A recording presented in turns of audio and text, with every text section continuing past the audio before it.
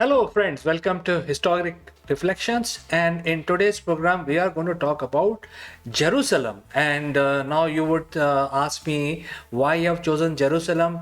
Well, there are specific reasons for choosing and talking about Jerusalem today. And as we progress in our live stream, you would know what I want to basically talk, why I want to talk about Jerusalem and what is so special in this historic city. And as you know, Jerusalem has been a contested territory for many years, and it is now part of Israel, and they have recently shifted their capital to Jerusalem. So let's talk about this city, and let's discuss more about why this city has been heavily contested. Well, let's first talk about what happened today. In 2017, on today, which is Tuesday, November 6th, uh, Donald Trump, the president of United States, officially recognized Jerusalem as Israel's capital. And why it should be such a big deal, why Jerusalem has to be recognized as a capital of a nation. That is what we want to discuss, and that is why we have chosen this subject, because this is very contagious and a very controversial capital. And why it is controversial, let's understand more about the city itself. And many of you would be actually knowing that Jerusalem is a holy city for almost three Abrahamic religions, which is Judaism, Christianity, and Islam. So it is a holy city for all three religions, and all three religions over the history, past 2000 years of history, of which we find written records. Sometimes it is ruled by Christianity, sometimes it is basically ruled by the Jewish people, and also the Muslim people. And at a different point in time, different religious based ideologies, backed by certain rules across the world, have invaded Jerusalem and acquired it. So because of this special character of this city, where it is holy city for all three major religions, there has been major battle fought only to take over the city, because there is a temple there, and the temple is regarded by all major Abrahamic religions, and they want to basically have a pilgrim based economy to be flourished, based on their ideology, based on their religion. We know that Israel, when it was established in the year 1948, finally United Nations, or the League of Nations, provided area for Jewish people to go there and settle, because as per the history, the Jewish evolved in that area, and they wanted to correct the history, and that is why that piece of land was offered and accepted by the Jewish people across the world. And they basically moved to Israel, current day Israel, and the capital was Tel Aviv, which is a coastal town. But because of the location of Israel, which is all surrounded by the Muslim nations, and there is always the ideological differences between Jewish people and the Muslim people, there has been major wars. Even in the modern times, there has been at least 3 to 4 invasion on Israel by the Islamic countries, sometimes from Syria, sometimes from Egypt, sometimes from ISIS, and all of these people, for no reason, no personal reasons, only based on their religious ideology, they want to basically invade Israel. And well, Israel has seen a lot of Israel people basically has seen the Holocaust during the Second World War, and they are very clear about their intention.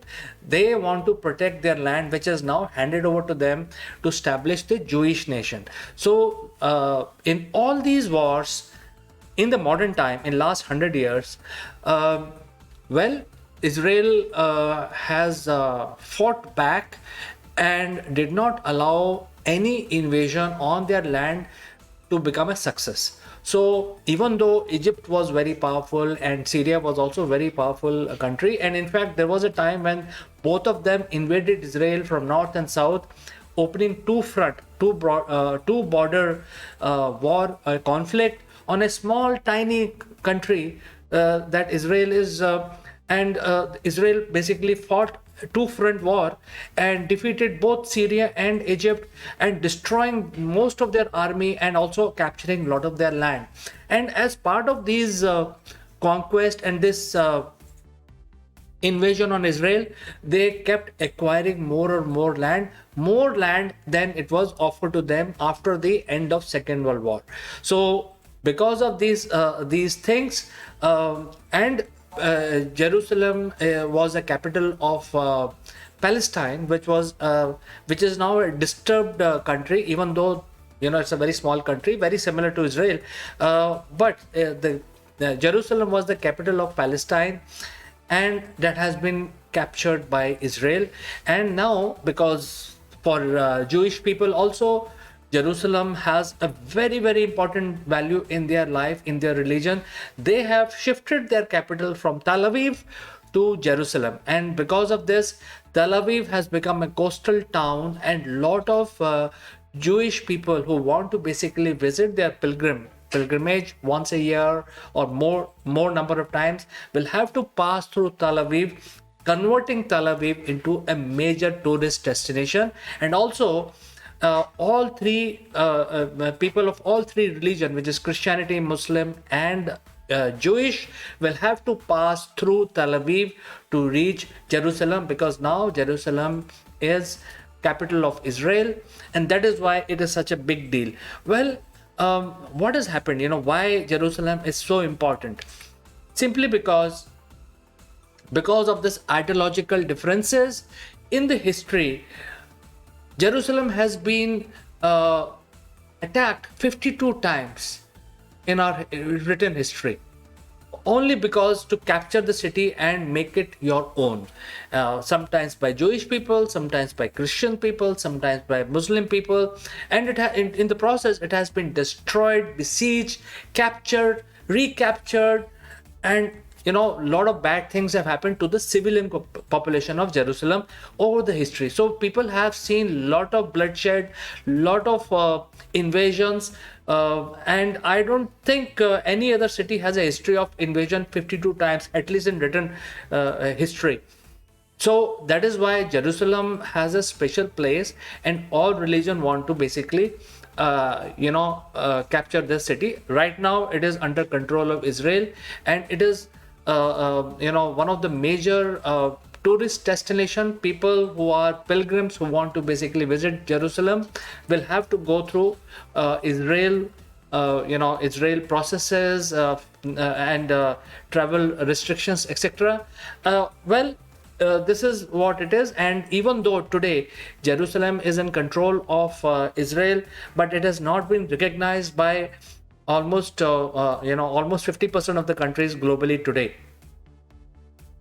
That is why when Donald Trump recognized as President of the United States and recognized that Jerusalem is the capital city of Israel, and the Americans said that they will actually shift their embassy to Jerusalem, which is a very big statement globally, because 50% of the countries in the world today recognize occupation of Jerusalem by Israel as legal, and now superpower like America endorsing that and saying that they will also shift their capital to Jerusalem is a very big statement.